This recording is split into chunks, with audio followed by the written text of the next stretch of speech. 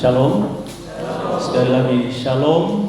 Damai sejahtera Tuhan Yesus menyertai kita semua. Amin. Bagi bapak-bapak saudara yang ada dalam ruang gereja ini, rumah Tuhan di sini ataupun yang mengikutinya secara online, Tuhan Yesus mengasihi kita semua. Tadi malam ketika saya sedang menyiapkan membuat finishing dari materi yang akan saya sampaikan pagi hari ini, bagian khotbah ini, lalu saya lihat ada pembicaraan percakapan yang ada di grup WA grup Bethesda, dan itu sekitar jam berapa ya? Sekitar jam 8. Saya lihat ada chat dari Om Billy tentang cerita di Los Angeles kebakaran, ya. Sebuah link YouTube yang judulnya The Market Guard in Beverly Hills Golden Globes Before Fires in LA. Jadi sebuah video tentang kebakaran gitu di LA. Tapi sebelumnya didahului dengan ada entah satu event, satu acara, lalu ada seorang perempuan yang mungkin dia host, MC, dia berbicara dan dia mempresentasikan bahwa kalau tidak salah tentang kepopuleran begitu, dan Tuhan itu 0%. Nah, yang lain manusia itu terkenal, Tuhan 0%, yang lain sekian persen, sekian puluhan persen. Lalu tiba-tiba muncul tentang kebakaran di LA. Lalu memilih menuliskan chat ini. Mulai tahun ini kita harus berhati-hati dengan perkataan dan perbuatan kita. Karena saya merasa pesan Tuhan kepada kita bukan hanya pertolongan buat yang percaya, tapi peringatan keras kepada mereka yang mencoba melawan Tuhan. Saya kaget karena kurang lebih pesan ini seperti yang saya sedang siapkan. Judul yang kemarin saya kirimkan ke Hansen untuk dibagikan ke Mulmet, Confession, pengakuan karena kasih karunia. Bagaimana kita mengaku Yesus itu siapa dalam hidup kita? Siapa dia? Tuhan itu siapa bagi kita? Saya awali dengan dua ilustrasi sederhana. Jika ada orang yang berhutang, mungkin kita pernah berhutang, hutang kepada seseorang, hutang kepada rentenir, pinjaman online, atau kredit di bank, kredit di koperasi, sering dikejar-kejar oleh debt collector gitu ya. Jika ada orang yang berhutang, lalu hutangnya itu dibayarkan oleh orang lain, jadi ada orang yang berhutang, lalu hutangnya dibayarkan oleh orang lain, maka orang yang berhutang tadi tidak punya hutang lagi. Setuju atau tidak? Setuju ya? Itu pengalaman kita sehari-hari. Kalau ada orang yang berhutang, lalu hutangnya dibayarkan oleh pihak yang lain, maka orang yang berhutang itu tidak punya hutang lagi. 2 Korintus 5 ayat 14 berkata begini. 2 Korintus 5 ayat 14. Jika satu orang sudah mati untuk semua orang, maka mereka semua sudah mati. Kalau ada orang yang mati untuk seseorang, maka orang itu tidak perlu mati lagi. Kalau kita semua percaya Yesus sudah mati bagi kita, sebenarnya pesan utama dalam hidup kita sepanjang hidup masih Tuhan anugerahkan adalah Yesus mati untuk saya. Cuma itu, tidak ada yang lain. Hanya itu saja. Seberapa yakin kita bahwa Yesus sudah mati untuk kita?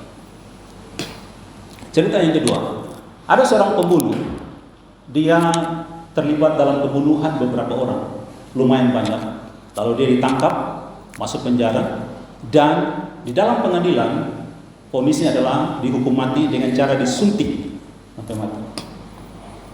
Sepanjang masa tahanannya, pendeta datang mengunjungi dia setiap hari untuk menguatkan dia. Tibalah malam terakhir, yaitu besok dia akan dieksekusi mati. Pendeta ini datang kepada dia, ketemu di sel tahanan, injili dia, meyakinkan apakah kamu siap menghadapi hari esok atau tidak. Orang ini gemetar, dia takut sekali menghadapi hari esok, karena dia tahu besok itu dia selesai di dunia ini. Lalu pendeta ini menginjili, karena pembunuh ini sudah diliputi dengan ketakutan yang besar. Lalu dia bilang kepada pendeta itu, kamu tidak tahu apa yang saya rasakan. Pendeta menjawab, betul, saya tidak tahu apa yang kamu rasakan. Tapi ada satu orang yang tahu apa yang kamu rasakan. Dia adalah Rasul Paulus yang saya beritakan kepada. Dia seorang pembunuh, bukan saja membunuh orang biasa, dia membunuh pengikut Kristus. Tetapi dia mengalami kasih karunia. Dia tahu apa yang kamu rasakan. Bapak saudara, seringkali dalam hidup kita sangat sulit untuk menerima kebenaran. Siapapun yang mengatakannya. Bahkan seperti Abraham bilang kepada orang kaya itu, bahkan orang mati bangkit pun saudaramu tidak akan dengar, karena mereka tidak mau percaya Injil yang ada dalam yang mereka miliki. Kalau hati kita masih tertutup kepada kebenaran, orang mau omong apapun, kebenaran itu kita tidak bisa terima. Kenapa? Karena kita sudah suka membanding-bandingkan penderitaan kita dengan orang lain. Kamu tidak rasa, kamu tidak tahu apa yang saya rasakan. Kamu bisa omong-omong saja. Saya yakin beberapa dari kita pernah mengalami. Waktu coba kita nasihati orang yang sakit, orang yang sekarat. Coba kita ketemu dengan keluarga yang meninggal, kita omong, susah orang terima. Karena pikirannya dipenuhi dengan penderitaan yang dia alami. Sehingga kebenaran itu seperti tertutup bagi dia, susah untuk terima. Itulah realita kita sehari-hari. Sulit memang, tapi jangan sampai kita terlambat menerima kebenaran ini. Hari ini saya kita melihat satu tema pengakuan, ya, confession, pengakuan. Karena kasih karunia. Saya kita membaca 3 ayat dari Roma pasal 10. Roma 10 ayat 8 sampai 10. Saya kita membaca bagian firman Tuhan ini bersama-sama. Roma 10 ayat 8 sampai 10. Ayat yang ke-8, 1, 2, 3. Tetapi apakah katanya? Ini firman itu dekat kepadamu, yakni di dalam mulutmu dan di dalam hatimu. Itulah firman iman yang kami beritakan. Sebab jika kamu mengaku dengan mulutmu bahwa Yesus adalah Tuhan dan percaya dalam hatimu bahwa Allah telah membangkitkan dia dari antara orang mati, maka kamu akan diselamatkan. Karena dengan hati orang percaya dan dibenarkan, dan dengan mulut orang mengaku dan diselamatkan. Amin, amin. Demikian firman Tuhan. Ayat 8 dari bacaan kita ini, ya, ayat 8 dari bacaan kita ini, firman itu dekat kepadamu, yang di dalam mulutmu dan di dalam hatimu. Itu menjadi dasar dari gereja purba, gereja mula-mula, para ya, rasul, para pemberita Injil, di beberapa gereja disebut dengan bapak-bapak gereja. Itu menjadi dasar mereka untuk menyusun pengakuan iman, credo. Kita kenal di gereja, di beberapa gereja, ya. Di sini sepanjang saya ikut kebaktian, kita tidak pernah ada sesi pengakuan iman. Di beberapa gereja punya sesi pengakuan iman, ada yang pengakuan iman rasuli, credo apostolikum, gitu. Atau ada pengakuan iman Nicea Konstantinopel, atau ada pengakuan iman Athanasius. Ada pengakuan iman. Dasarnya itu adalah firman itu, perkataan itu, ucapan itu ada di mulutmu, di dalam hatimu. Nah, tapi sebenarnya, ya, saya sedikit ajak kita untuk mengupas ayat 8 ini, ya. Kata firman yang ada di ayat 8 itu berasal dari bahasa Yunani rema. Mungkin kita sering dengar ini. Di beberapa gereja karismatik mengartikan rema itu seperti bisikan roh. Tapi dalam konteks ini, rema itu adalah perkataan yang diucapkan oleh mulut. Ini rema. Jadi punya kata itu semuanya bukan dalam teks bahasa Yunaninya, itu dia bukan katakan firman itu dekat kepadamu, tetapi perkataan itu, ucapan itu dekat kepadamu, ya, di dalam mulutmu. Itulah firman iman, itulah perkataan iman, maksudnya seperti itu. Itulah perkataan iman, itulah rema. Jadi dari dasar perkataan para rasul yang mereka teruskan perkataan Yesus, dari dasar itu pengakuan iman itu diucapkan. Rema itu disampaikan. Nah, di dalam konteks kita dari ayat 8 ini, dia akan, kalau kita artikan, itu adalah pengakuan, itu adalah ucapan mulut, itu adalah perkataan mulut kita. Dia punya kaitan dengan ayat 9. Karena barang siapa yang mengaku Yesus Tuhan, mengaku dengan mulutnya, dia dibenarkan, dia diselamatkan. Itu kaitannya. Nah, pengakuan iman ini, perkataan mulut ini, itu mengantar kita untuk melihat jauh sebelum Paulus menulis surat Roma ini. Ada pengakuan iman yang pertama kali diucapkan oleh manusia di hadapan Yesus Kristus. Itu siapa? Simon Petrus. Dalam Matius 16 ayat 16. Ketika Yesus tanya, menurut kamu siapa aku ini? Petrus memberikan pengakuan iman yang pertama kali. Engkau adalah Mesias, anak Allah yang baik. Nah, di atas perkataan Petrus ini, merespon perkataan Petrus ini, pengakuan iman Petrus ini, Yesus meresponnya dengan, kamu adalah Kefas. Di atas batu karang ini akan aku bangun jemaat. Ya, perkataan mulut, betapa pentingnya perkataan mulut itu. Betapa pentingnya kita mengaku dengan mulut kita, bukan hanya soal dalam hati. Kalau kita gereja akhir-akhir inilah terbiasa dengan doa diam, tapi orang Yahudi pada zaman dulu mereka doa tidak bisa diam. Harus diucapkan keras-keras gitu. Mulut ini harus komat-kamit, harus ada perkataan yang keluar. Karena itu yang diajarkan turun-temurun kepada mereka. Nah, ayat 9 dalam Roma 10 ayat 9, kata pengakuan yang tadi menjadi tema kita hari ini, confession, pengakuan, itu berasal dari bahasa Yunani homologeo. Homologeo itu dari dua kata, homos dan logos. Homos itu artinya sama, sepadan. Mungkin kita lebih sering dengar ya kata homo itu kalau berkaitan LGBT. Homo, sepadan, sama. Dan logos itu perkataan. Jadi kalau kita sebut pengakuan, berarti dia harus sama dengan apa yang terjadi. Berdasarkan fakta, berdasarkan apa yang ada, berdasarkan realita pengakuan saya. Bapak akan lihat di tema yang saya buat di punya flyer itu, ada gambar orang tangan kiri di atas Alkitab, Holy Bible, lalu tangan kanannya angkat ini. Itu di depan pengadilan. Biasanya kan sebelum orang bersaksi dia akan diambil sumpah. Confession, pengakuannya sesuai dengan fakta yang terjadi. Jadi kalau kita mengakui Yesus Tuhan kita, harus sesuai dengan realita kita.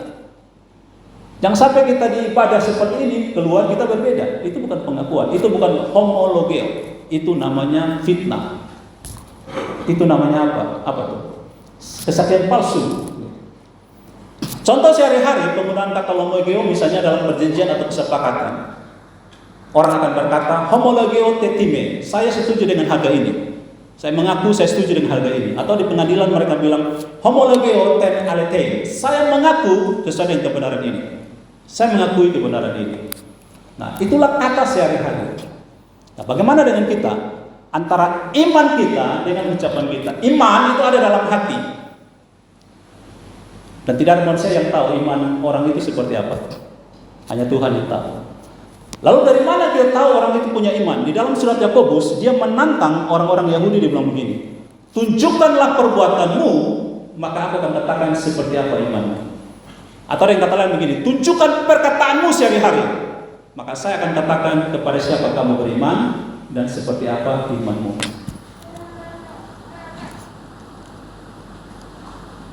Iman itu ada dalam hati dan tidak ada manusia yang tahu. Kita tidak bisa mengukur iman orang ini seperti apa. Tetapi ucapan itu, kita omong sesuatu, semua orang tahu. Kita ucapkan sesuatu, semua orang tahu, dan ucapan kita mempengaruhi orang lain datang kepada Kristus atau tidak. Jangan sampai kita di gereja menangis, Tuhan saya mau bawa jiwa-jiwa datang kepadamu, tetapi kita keluar, orang lari dari kita. Bagaimana kita mau bawa jiwa kepada orang lain? Tuhan, aku rindu menjadi saksimu, aku rindu memberitakan Injilmu, tapi ketika orang lihat kita dan dengar kata-kata kita, mereka jadi apatis kepada Kristen. Saya pernah sampaikan di sini beberapa waktu yang lalu tentang, bukan di sini, di tempat yang lain. Kisah yang sangat luar biasa tentang Mahatma Gandhi. Dia sangat kagum dengan Yesus Kristus, terutama pengajaran Yesus tentang khotbah di bukit, karena itu sejalan dengan perjuangan dia memerdekakan India tanpa senjata. Dan ketika dia mau datang ke gereja kulit putih, dia kulit hitam. Waktu ketemu dengan Asyaf bilang, kamu kulit hitam tidak pantas masuk dalam gereja ini. Lalu dia merespon, kalau kamu orang Kristen, hidupmu sama seperti Yesus yang kamu ajarkan, saya orang pertama yang jadi Kristen. Kadang-kadang kita sangat rindu kepada Tuhan, menangis menyembah Tuhan dengan nangis-nangis. Bilang pada Tuhan, saya rindu bawa jiwa kepadamu Tuhan. Saya rindu bersaksi tentang namamu, tapi orang dengar kita pun kata-kata, hatinya sakit hati dengan kita, dan lalu timbul blok di depan, dia tidak mau datang kepada Tuhan. Ucapan mulutmu menunjukkan imanmu dan kepada siapa kamu beriman. Coba kita pikirkan baik-baik ya, dalam hidup kita. Apa yang kita ucapkan ketika sesuatu terjadi tidak sesuai dengan apa yang kita harapkan, tidak cocok dengan apa yang kita doakan, tidak cocok dengan apa yang kita mau, di luar kendali kita. Apakah keadaan di sekitar kita mengubah iman kita? Apakah tantangan yang kita hadapi, apakah keadaan yang tidak cocok dengan yang kita doakan sekalipun sudah mengubah iman kita? Saya mau sampaikan 3 ilustrasi fakta, kisah nyata tentang orang yang berhadapan dengan keadaan yang tidak sesuai dengan apa yang diharapkan. Beberapa waktu yang lalu saya ketemu dengan seorang pendeta, dan dia cerita kepada saya. Dia bilang begini, di satu tempat di desa tempat dia melayani ada 2 kelompok tani. Kelompok tani yang pertama, kalau musim hujan tiba, musim tanam tiba, kelompok yang pertama mereka langsung tanam saja. Sudah hujan tanam saja lah. Tapi kelompok yang kedua, mereka bilang mari potong berdoa dulu. Kenapa? Karena ini tanah Tuhan sekutuk. Mereka ingat cerita di Taman Eden, Tuhan mengutuk tanah karena dosa Adam. Mari potong berdoa supaya Tuhan berkati tanah ini. Dan kesaksian pendeta ini, hasil dari kelompok yang berdoa sebelum tanam itu lebih bagus dari kelompok yang pertama. Ucapan mulut mereka sesuai dengan apa yang mereka lakukan. Yang kedua, kisah Polikarpus dari Smyrna. Mungkin ada beberapa orang yang mendengar cerita ini. Polikarpus dari Smyrna. Polikarpus ini adalah dia uskup, ya, dia pemimpin gereja di Smyrna, di daerah sekitar Turki sana. Dan dia adalah murid langsung dari Rasul Yohanes. Rasul Yohanes murid langsung dari Yesus. Jadi dia generasi kedua dari Yesus Kristus. Dia sangat dihormati pada masa itu sebagai pemimpin gereja. Dia sangat dikagumi, perkataannya itu penuh dengan wibawa dan otoritas. Apalagi pengaruh karena dia murid langsung Rasul Yohanes. Satu waktu ketika penganiayaan terhadap orang Kristen makin meningkat, Polikarpus ini ditangkap oleh otoritas Romawi. Ditangkap kenapa? Karena Polikarpus menolak untuk menyembah kaisar. Dia tidak mau menyembah kaisar. Saat diadili, hakimnya bilang begini, minta kepada dia, kamu sudah tua, untuk apa kamu biarkan dirimu menderita? Kamu sudah tua, sangkal saja Kristus dan bersumpah setia kepada kaisar. Sangkali Kristusmu. Dan apa yang Polikarpus katakan? Dia bilang begini, selama 86 tahun saya telah melayani Kristus. Dan 86 tahun saya melayani Kristus dan dia tidak pernah kecewakan saya. Mengapa atau bagaimana mungkin saya menghujat rajaku yang telah selamatkan aku? 86 tahun saya melayani Kristus, dia tidak pernah kecewakan saya. Bagaimana mungkin saya menghujat raja saya yang telah menyelamatkan saya? Akhirnya dia dijatuhi hukuman mati, dibakar hidup-hidup. Menurut cerita tradisi, sekalipun dia dibakar hidup-hidup, tapi api tidak bisa membakar tubuhnya. Akhirnya dia ditikam baru mati. Itu kisah Polikarpus. Bapak Mama bisa, kalau ke Atambua ada gereja Gimit yang besar Polikarpus. Bapak mau cari Alkitab, tidak ada nama Polikarpus dari cerita itu. Yang ketiga, kisah nyata dari satu lagu yang Bapak Mama pasti sering mendengar atau bahkan sering nyanyi. I have decided to follow Jesus. Keputusanku mengikut Yesus, keputusanku. Lagu ini diambil dari satu kisah nyata di India, di satu daerah namanya Assam. Daerah di India timur laut India, abad 19. Waktu itu ada penginjil dari Wales itu daerah di sekitar Inggris. Mereka menginjili ke daerah Assam karena mereka mendengar di sana orang-orang masih praktekkan agama tradisional dan animisme. Lalu datanglah misionaris ke sana, mereka menginjili. Dan sebelumnya cerita ini diceritakan oleh seorang pria suku Kasi atau Garo di daerah itu. Jadi pria ini tahu benar cerita ini, lalu dia ceritakan kepada orang-orang yang datang menginjili di sana. Nah, pria yang dari suku Kasi atau Garo ini, dia cerita bahwa suatu waktu ketika misionaris masuk ke India, ke daerah Assam itu, ada satu keluarga yang bertobat. Keluarga punya istri dan anak-anak. Dia bertobat, datang kepada Kristus. Tetapi kepala suku di sana tidak terima karena orang ini bertobat meninggalkan agama mereka.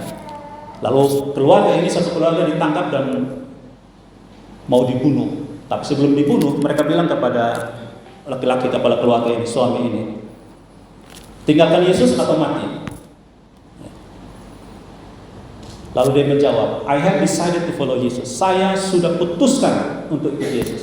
Ditanya berkali-kali, dia tetap bilang, saya sudah memutuskan ikut Yesus. Akhirnya dia punya istri dibunuh di depan dia, dibunuh saat itu. Ditanya lagi, tinggalkan Yesus atau mati? Ditetap, saya sudah memutuskan ikut Yesus. Lalu anak-anaknya dibunuh, tinggal dia sendiri. Lalu mereka tanya, masih mau bertahan dengan imanmu? Dia bilang, though none go with me, still I will follow. Sekalipun tidak ada yang bersama dengan aku, saya tetap ikut Yesus. Akhirnya dia dibunuh. Sebelum dia dibunuh, dia bilang, the cross before me, the world behind me. Salib di depanku, dunia di belakang. Dia tetap memilih Yesus. Lalu sekitar tahun 1959 ada seorang penulis lagu rohani namanya William Jensen Reynolds. Dia membuat cerita itu dari satu lagu, dibuat dalam buku lagu persekutuan yang akhirnya kita sering nyanyikan. Mengikut Yesus keputusanku. Bagaimana ucapan kita itu tetap homologeo, sama dengan pengakuan kita, dengan keadaan sekitar kita. Keadaan apapun tidak mengubah iman kita. Nah, pengakuan iman, Bapak-Ibu Saudara, pengakuan iman yang mula-mula di gereja itu bukan Yesus juru selamat, tapi Yesus adalah Tuhan. Kalau Bapak membaca baik-baik buku kitab Kisah Para Rasul, mungkin ada yang sudah selesai baca, tapi mungkin tidak menyadari ini, mungkin ya. Buku kitab Kisah Para Rasul itu adalah kitab penginjilan, menceritakan bagaimana Roh Kudus memimpin para rasul membangun gereja mula-mula. Tapi kalau Bapak mau perhatikan baik-baik, tadi waktu saya siap ini saya coba cari tahu lagi, dan memang betul. Di dalam kitab Kisah Para Rasul, pengakuan bahwa Yesus juru selamat cuma 2 kali. Bapak bisa buktikan di dalam Kisah 5 ayat 31 dan Kisah 13 ayat 23. Hanya di 2 ayat ini mengatakan Yesus juru selamat. Tapi sebanyak 92 kali, ratusan kali ya, tambah 92 kali itu disebut Yesus Tuhan, 13 kali menyebut Tuhan Yesus, dan 6 kali menyebut Tuhan Yesus Kristus. Terbanyak pengakuan iman itu adalah Yesus Tuhan. Apa pentingnya kita katakan Yesus Tuhan dengan Yesus juru selamat? Sering kalau saya ajak orang untuk altar call berdoa terima Kristus, saya bilang menerima Yesus sebagai Tuhan dan juru selamat. Banyak orang percaya bahwa Yesus juru selamat, tapi Yesus bukan Tuhan. Kenapa? Ketika dia sakit, dia berdoa minta Tuhan sembuhkan. Dia percaya Yesus penyembuhku. Orang punya masalah, minta Tuhan tolong. Tuhan menolong dia. Punya masalah ekonomi, punya masalah keluarga, punya masalah pendidikan, mau cari kerja, berdoa, Yesus tolong saya. Yesus menjadi juru selamat bagi dia. Tapi di dalam kehidupan dia sehari-hari, dia menolak Yesus Tuhan. Faktanya begitu. Banyak orang Kristen seperti itu. Kenapa ya? Kata Tuhan itu dalam bahasa Yunani kyrios atau kurios. Tuhan itu artinya ini, dia memiliki kuasa, dia berwibawa, dia punya hak menguasai segala sesuatu. Itu Tuhan. Ya kalau kita katakan Yesus Tuhan, berarti kita percaya dia itu setara dengan Allah, dia layak disembah, dia punya wibawa, dia punya saya. Saya tidak punya hak atas hidup saya. Itu kalau saya katakan Yesus Tuhan. Sekali lagi, banyak orang mengaku Yesus juru selamat ketika dia punya masalah. Tapi ketika dia sudah masalah yang sudah selesai, Yesus bukan Tuhan lagi dalam hidupnya. Dia tidak mau gereja lagi. Alasan apa? Sibuk kerja. Sebelum dapat kerja,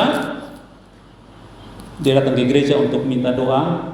Bapak Pendeta, tolong doakan saya mau cari kerja, saya mau cari pasangan hidup, saya punya masalah ini. Setelah masalah selesai, dia juga selesai. Dia menghilang. Yesus bukan Tuhan lagi dalam hidupnya. Dia Tuhan atas hidupnya. Semua harus tentang dia. Semua orang harus tunduk kepada dia. Dan dia tidak tunduk kepada siapa-siapa. Saya pernah buat satu quote begini. Kalau kamu adalah orang yang paling ditakuti, dan kamu tidak takut dengan siapa-siapa, kamu adalah orang yang sulit sekali berubah. Karena orang hanya bisa berubah kalau ada yang ditakuti. Setuju kan? Amin kan? Kalau tidak ada yang ditakuti, dia tidak bisa berubah. Mau takutin siapa? Mau takut apa? Coba. Semua dia bisa kendalikan habis. Dia tidak takut siapa-siapa. Itu dia tidak butuh Tuhan lagi. Kecuali ada yang ditakuti. Ada seorang ahli hukum Indonesia bilang begini. Kenapa negara-negara lain bisa maju? Karena ada yang mereka takuti. Kenapa Indonesia tidak bisa maju? Menurut dia, karena Tuhan saja dia tidak takut. Dia mau takut siapa? Tidak bisa. Baik aja kita baca 3 ayat secara cepat. 1 Petrus 3 ayat 15. Mari kita lihat 1 Petrus 3 ayat 15. Sambil dibuka, sambil pikir-pikir, kira-kira dalam hidup ini kita takut siapa ya? Kalau ada yang kita tidak takuti, maka hidup kita tidak akan pernah berubah. 1 Petrus 3 ayat 15. Dibilang begini, tetapi kuduskanlah Kristus di dalam hatimu sebagai Tuhan, dan siap sedialah pada segala waktu untuk memberi pertanggungjawab kepada tiap-tiap orang yang meminta pertanggungjawab dari kamu tentang pengharapan yang ada padamu, tetapi haruslah dengan lemah lembut dan hormat. Kalau kamu mengakui Yesus Tuhan, berarti ketika keadaan di sekitarmu tidak cocok dengan harapanmu, seolah keadaan itu menuntut kamu percaya Tuhan, ingat, kamu berdoa begini, kamu dengar firman Tuhan ini, pendeta khotbah tentang ini, tapi keadaanmu tidak cocok dengan apa yang dia khotbahkan. Kamu harus percaya Tuhan. Ada orang yang mengasihimu, tapi kamu ketemu dia berkhianat kepadamu. Ada teman baikmu di kantor, teman baik tapi dia omong namamu. Apakah Yesus Tuhan dalam hidupmu? Itu seperti ayat ini, siap sedialah dalam segala keadaan pertanggungjawaban imanmu. Ada satu orang bilang begini, dia bukan bilang kepada lu, itu orang su khianati lu, itu orang su omong nama bolak-balik, tapi kenapa lu masih ampuni dia? Itu orang sudah fitnah lu, kenapa lu masih ampuni dia? Dia jawab begini, orang itu tidak pantas diampuni, tapi karena Tuhan saya ajak saya untuk mengampuni, maka saya mengampuni dia. Jadi saya mengampuni dia bukan karena dia pantas diampuni, tapi karena saya dengar firman dari Tuhan saya. Ampunilah dia. Dan Tuhan saya menunjukkan itu. Ketika dia disalibkan, dia mengampuni orang yang menyalibkan dia. Siap sedialah. Kita tidak bisa atur waktu ini. Waktu ini cepat berubah. Keadaan cepat berubah tidak sesuai dengan yang kita rencanakan. Berubah. Nah, siap sedia memberikan pertanggungjawab. Itu baru keadaan. Belum lagi orang yang benar-benar di depan kita, dia menghantam kita. Perkataanmu menunjukkan imanmu seperti apa dan kepada siapa kamu beriman. Ayat yang kedua, Lukas 6 ayat 46. Lukas pasal 6 ayat 46. Ini perkataan Tuhan Yesus. Mengapa kamu berseru kepadaku Tuhan, Tuhan, padahal apa? Sama-sama 1, 2, 3. Kamu tidak melakukan apa yang aku katakan. Kenapa kamu panggil aku Tuhan? Coba ingat-ingat, berapa banyak firman Tuhan yang kita sudah dengar, yang kita sudah baca, yang mengajarkan kita untuk buat ini dan itu, tapi kita tidak lakukan. Berhentilah panggil Yesus Tuhan. Nanti Yesus akan tanya begini, kamu panggil aku Tuhan, Tuhan, tapi kamu tidak lakukan apa yang aku katakan. Berarti Tuhanmu bukan saya, Tuhanmu dirimu sendiri. Karena dirimu yang menguasai dan mengatur semua, kamu merasa semua itu punya kamu dan semua orang harus tunduk kepadamu. Kalau tidak kamu berontak. Yang ketiga, Yohanes 15 ayat 14. Yohanes 15 ayat 14. Firman Tuhan berkata ini, kamu adalah sahabatku jikalau 1, 2, 3 kamu berbuat apa yang kuperintahkan kepadamu. Ini perkataan Yesus. Beta sangat yakin semua kita rindu menjadi sahabat Kristus, bahkan lebih dari itu, hamba Kristus, anak Allah, anak-anak Allah, kita sangat rindu. Tapi Yesus bilang, kamu akan menjadi sahabatku kalau kamu melakukan apa yang kuperintahkan kepadamu. Kita tidak perlu mendetailkan, merincikan apa yang Yesus katakan. Kita semua sudah tahu, kita sudah sering baca. Di tangan kita ada Alkitab, baik di HP atau Alkitab hard copy, buku. Kita tahu apa yang Yesus katakan. Pertanyaannya, lakukan atau tidak? Yesus punya closing statement di dalam khotbah di bukit, Matius 5-7, di Matius 7 atau 4-27, closing statementnya Yesus begini, closing statementnya, pernyataan terakhirnya, dia bilang, kalau kamu dengar perkataanku dan melakukannya, kamu sama dengan orang yang membangun rumah di atas batu bara. Tapi kalau kamu mendengar perkataanku dan tidak melakukannya, kamu seperti orang yang membangun rumah di atas pasir. Bapak, Mama, Saudara, tolong perhatikan ini baik-baik. Yesus katakan, orang yang dengar perkataannya dan lakukan, dan kelompok orang yang dengar dan tidak melakukan, sama-sama berhasil membangun rumah. Perhatikan baik-baik. sama-sama berhasil membangun rumah. Tapi ketika masalah itu, hujan, banjir, badai datang, rumah di atas pasir dan batu karang berbeda. Perhatikan baik-baik dalam nama Tuhan Yesus. Jangan menilai orang dari penampilannya. Kamu akan tersesat dan keliru. Orang yang menyembah Tuhan dan tidak menyembah Tuhan sama-sama sukses, sama-sama gagal, sama-sama sehat, sama-sama sakit, sama-sama. Bahkan orang yang datang gereja pun tidak semua menyembah Tuhan. Dengarkan ini baik-baik. Ada orang yang datang gereja tapi masih berdosa, masih berzina, masih buat dosa, masih menyembah berhala, masih jadi penyihir. Banyak sekali cerita di gereja tentang itu. Orang yang datang mau bukti Alkitab, orang yang datang di sinagoge sampai Yesus sembuhkan dari setan itu ada banyak. Amin. Yesus setan dalam sinagoge di Bait Allah banyak. Jadi jangan heran, gereja itu tempat berkumpul orang kudus dan orang berdosa. Ada di situ. Perhatikan baik-baik. Di sorga itu iblis ada atau belum? Iblis itu dilempar dari mana? Dari sorga, memberontak melawan Allah. Di Taman Eden yang kudus ada iblis atau tidak? Ada. Di Ayub pasal 1 Tuhan Allah bilang, waktu Tuhan kumpul anak-anak Allah, iblis sudah datang. Di dalam rumah tangga ada setan atau tidak? Ada. Di gereja ada setan atau tidak? Ada. Di dalam kelompok 2+2 ada setan atau tidak? Ada. Dari mana kita tahu? Uji dia dengan masalah. Cara dia meresponi masalah membuktikan dasarnya apa, fondasinya apa. Bagaimana kita membangun relasi, berkali-kali dari mimbar ini disampaikan, membangun relasi dengan Tuhan, kedekatan dengan Tuhan, belajar firman Tuhan, hidupi. Itu membuktikan siapa kita. Kita meresponi orang bukan karena dia patut atau tidak patut, tapi siapa Tuhan kita. Itu. Siapa Tuhan kita, itu yang menentukan. Surat Roma ini yang tadi kita baca, surat itu ditulis oleh Rasul Paulus kepada jemaat di Roma kira-kira tahun 57. Pada tahun itu yang menjadi kaisar di Roma adalah Nero. Mungkin Bapak Saudara tahu tentang cerita Nero. Nero itu menyamakan dirinya dengan Allah. Dia berusaha menciptakan keadaan suasana, membangun patung-patung, gambaran-gambaran untuk membuktikan bahwa dia itu adalah dewa, keturunan ilahi. Dia menyebut dirinya dengan Soter atau penyelamat dan Theos atau dewa.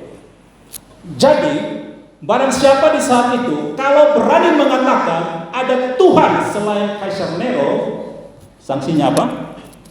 Mati. Selesai. Ketemu di sini mau nyanyi teriak-teriak di Polda, betul ya?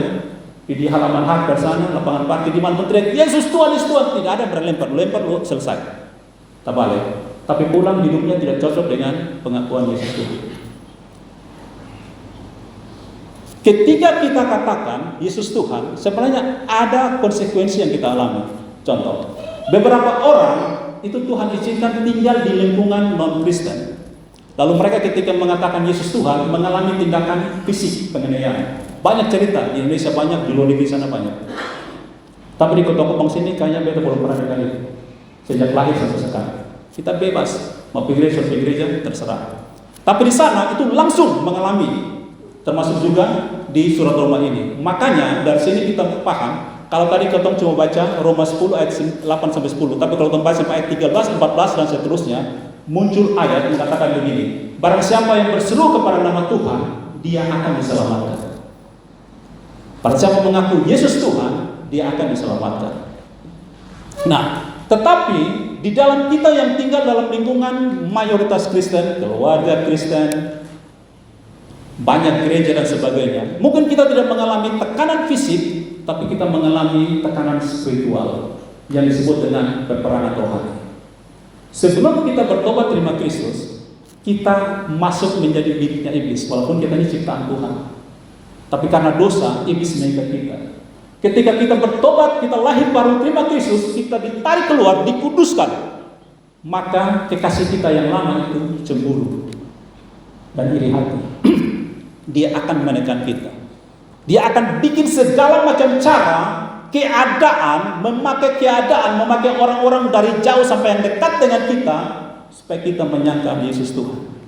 Mungkin penyangkalan kita bukan bilang gini, Yesus saya tidak percaya ke Tuhan, mungkin tidak secara verbal. Tapi cara kita meresponi keadaan, itu kita menyangkali diri. Mungkin kita tidak menyangkal seperti Petrus ketika ditanya oleh hamba perempuan, orang-orang di sekitar pengadilan, engkau juga berkrisis, dia bilang, aku tidak kenal dia. Mungkin bukan seperti itu. Tapi cara kita meresponi itu mau mengatakan, Tuhan saya bukan Yesus. Tuhan saya diri saya sendiri. Tuhan saya bos saya. Tuhan saya materi. Tuhan saya uang.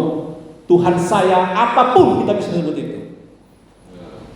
Iblis berusaha mempengaruhi kita dengan segala macam cara untuk kita meninggalkan Yesus. Nah, karena saudara, para pemusik silakan siap di depan.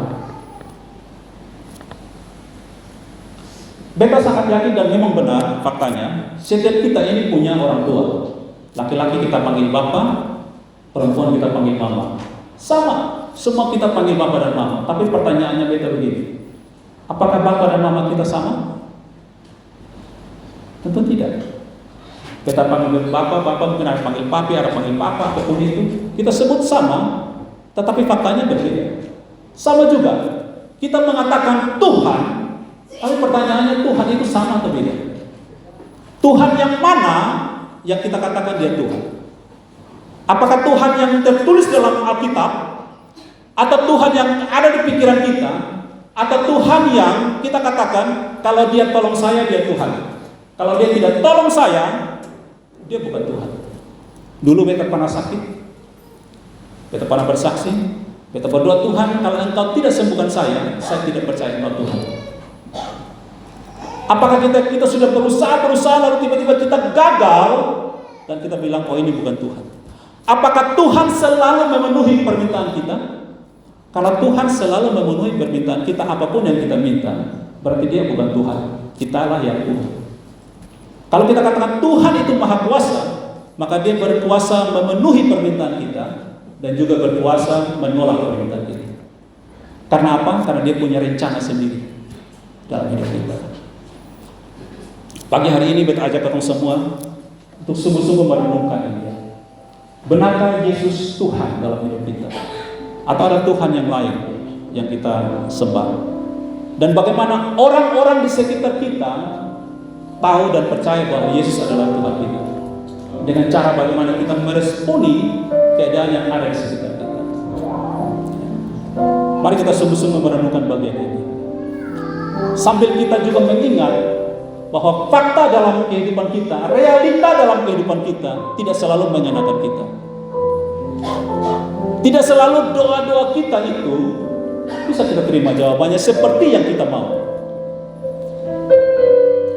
Keadaan rumah tangga kita tidak semakin baik ketika kita berdoa, semakin buruk.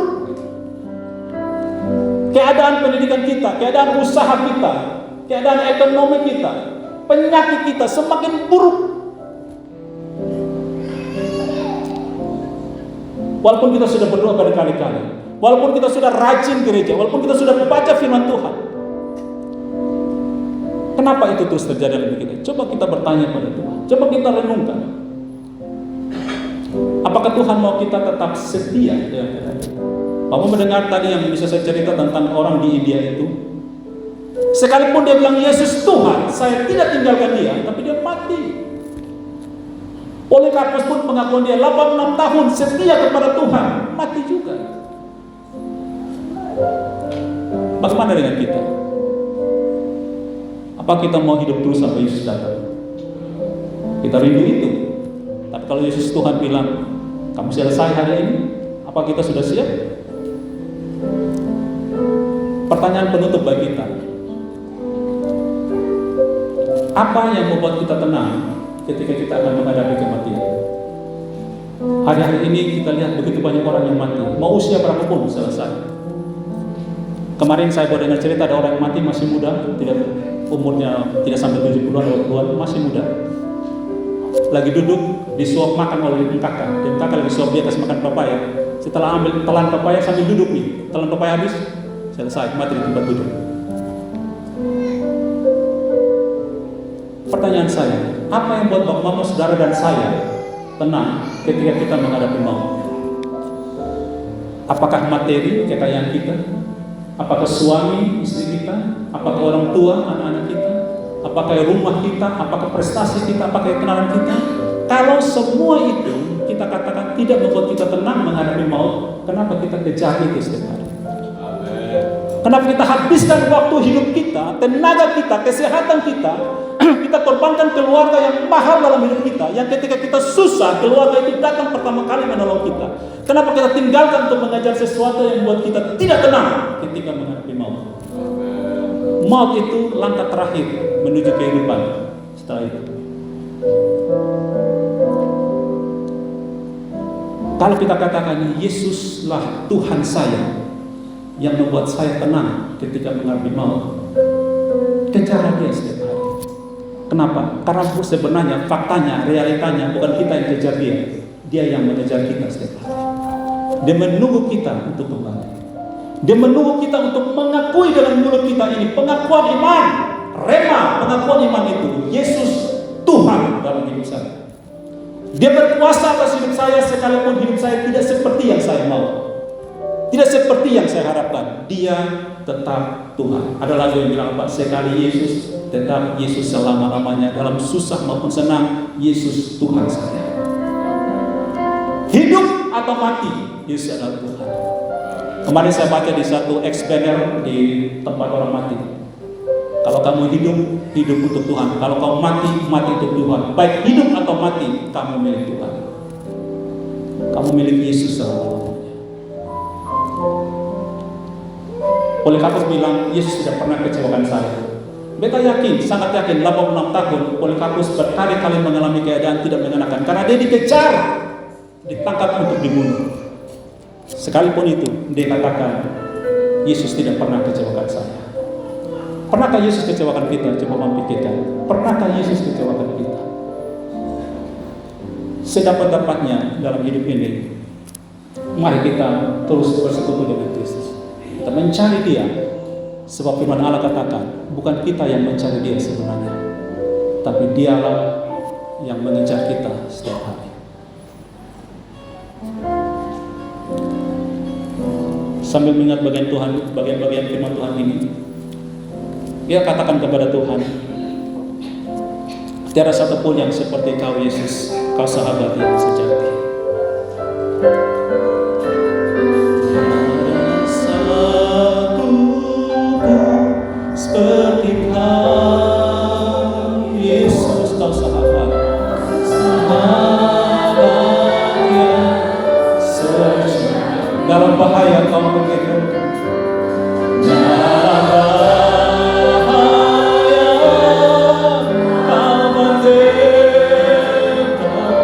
Yesus sahabatku, Yesus. Sekali lagi katakan dengan sepenuh hati, Yesus sahabat yang sejati. Tiada satupun